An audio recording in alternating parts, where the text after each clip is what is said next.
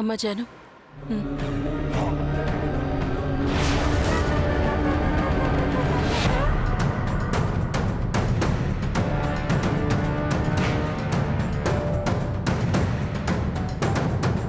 తినిపించమ్మా.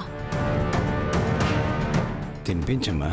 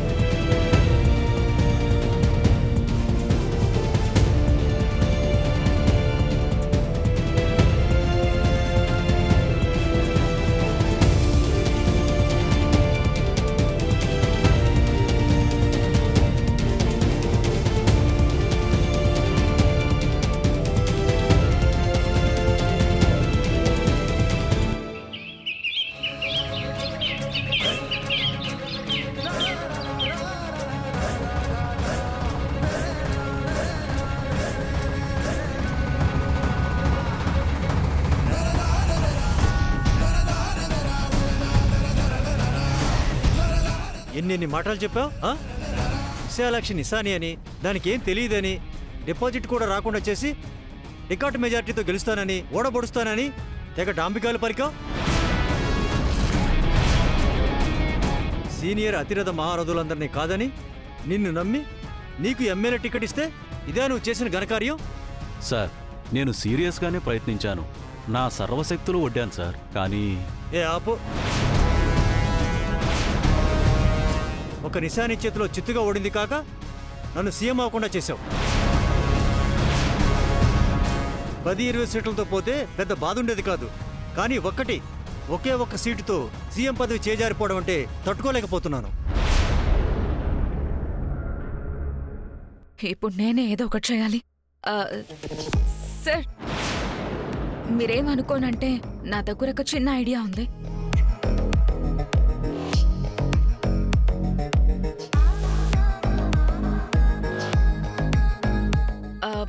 ఎమ్మెల్యేస్లో ఒక్క ఎమ్మెల్యే తక్కువైతే సీఎం పదవి పోతుంది అని అంటున్నారు కదా. ఆ ఒక్క ఎమ్మెల్యే విశాలాక్షిని ఆ పార్టీ నుంచి మన పార్టీకి వచ్చేలా చేస్తాను. అప్పుడు మీరే సీఎం అవ్వచ్చు. కానీ ఆ విశాలాక్షి ఒప్పుకుంటుందా? నేను ఒప్పిస్తాను సార్. తనని ఒప్పించి మిమ్మల్ని సీఎంని చేసే బాధ్యత నాది. నిజంగా నువ్వు ఆ పని చేయగలిగితే నువ్వు కోరుకున్నంత డబ్బిస్తాను. నాకు డబ్బొద్దు సార్. మా నాన్నకి ఎమ్మెల్సీ సీట్ ఇచ్చి ఆ తర్వాత మంత్రిని చేయండి చాలు. తెలివైన దానివే. సరే, అలాగే చేస్తాను. Thank you so much sir. నేను ఇప్పుడే మిమ్మల్ని సీఎం చేసే పని మొదలు పెడతాను.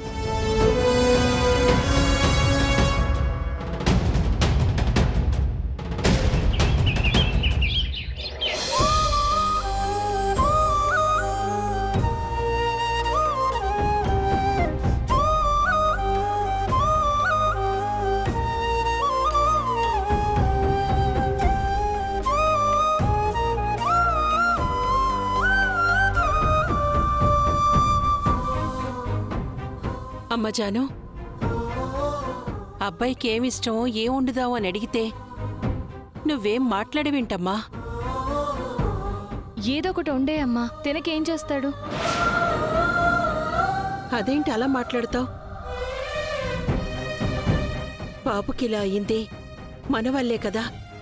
మళ్ళీ బాగు చేసుకునే బాధ్యత కూడా మనదే కదా. ఆ?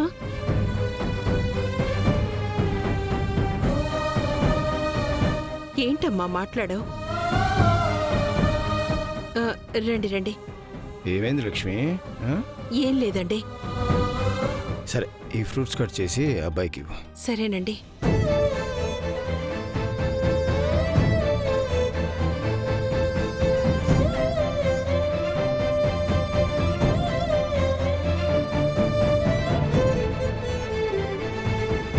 పోనీ అసలు నీ మనసులో ఏముందో అదైనా చెప్పమ్మా.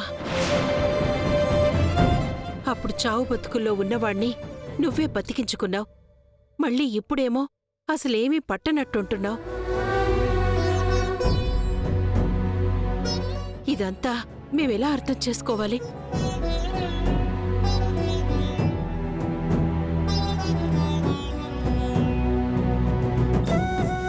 నీ మనసుని కష్టపెట్టుకొని నువ్విలా బాధపడుతున్నావని నాకనిపిస్తోంది. నిన్నిలా చూస్తూ మేం మాత్రం ఎలా సంతోషంగా ఉండగలం? మాకైతే జరిగిందంతా చూస్తుంటే నీకు జై మీద ఏదో ఒక మూల ప్రేముందనే అనిపిస్తోందమ్మా. ఉందమ్మా. అతనంటే ప్రేమ ఉంది.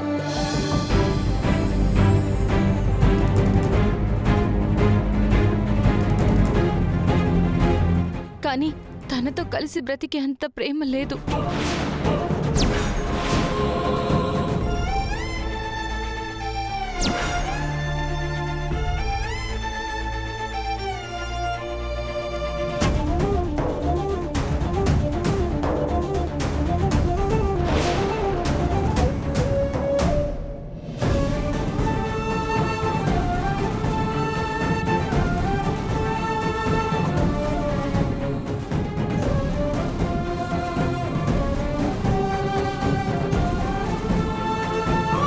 అతనితో కలిసి బతకడం కష్టం అమ్మా.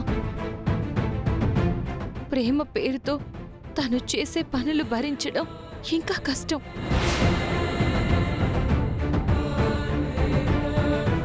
జాను, జాను, మళ్ళీ మళ్ళీ అదే పంజరంలో చిలకనై బందీగా ఉండలేనమ్మా. అదేంటమ్మా అలా అంటున్నావు? అదేంటి జాను, అత్తయ్యతో అలా అంటున్నావు?